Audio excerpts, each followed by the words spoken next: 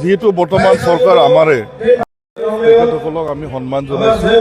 তেখেতসকলৰ অৱদানত তেখেতসকলৰ বহুত মানে আহুতিত বা নাহুতিত আমাৰ এই বিটিচিটোৰ সৃষ্টি হোৱাত এটা প্ৰথম আমাৰ এজেণ্ডা সেইটোৱে আছিলে এতিয়া অলপ পিছত আমি যোৱাকালি যিবিলাক স্পৰ্টছ এক্টিভিটিজ আৰু দুচৰি নাগৰ এক্টিভিটিজ এইবিলাকৰ আমি প্ৰাইজ বিতৰণ কৰিম তাৰপিছত 12টা বজাত আমাৰ CM ছাৰৰ যিটো ভাষণ লাইভ ষ্ট্ৰীম কৰা হ'ব হাগ্ৰামা ছাৰৰো লাইভ ষ্ট্ৰীম কৰা হ'ব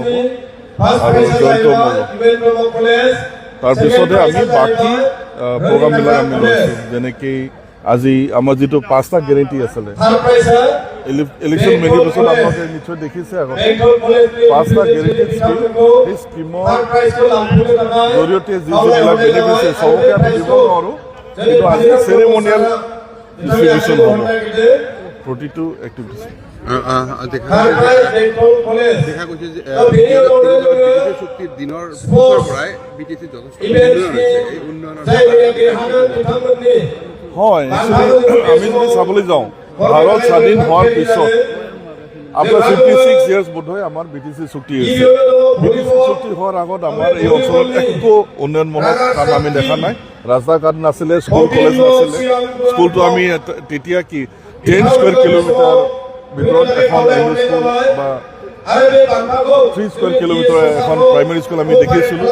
আজিৰ দিনত মানে বিটিচি চুক্তি হোৱাৰ পিছত যেনেকুৱা গতিত উন্নতি হৈছে সঁচাকৈ মানে এইটো মানে বহুত ডাঙৰ কথা চবে দেখিছে গম পাইছে আজিৰ দিনটো এই মুহূৰ্তত কি সংকল্প তেনেকুৱা কি আছে আমাৰ যেহেতু বৰ্তমান চৰকাৰ আমাৰ BPF চৰকাৰ আমি অহা দিনকেইটাত মানে এনেকুৱা উন্নয়নৰ কাম কৰিম মানে দ্ৰুত গতিত যোৱাবাৰ যেনেকুৱা গতিত হৈছিলে মাজতে আমি 5 বছৰ সুযোগ নাপালোঁ কিন্তু এইবাৰ আমি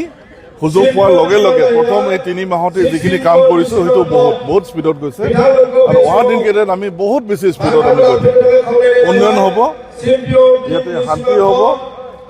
এমপ্লয়মেণ্ট জেনেৰেশ্যন হ'ব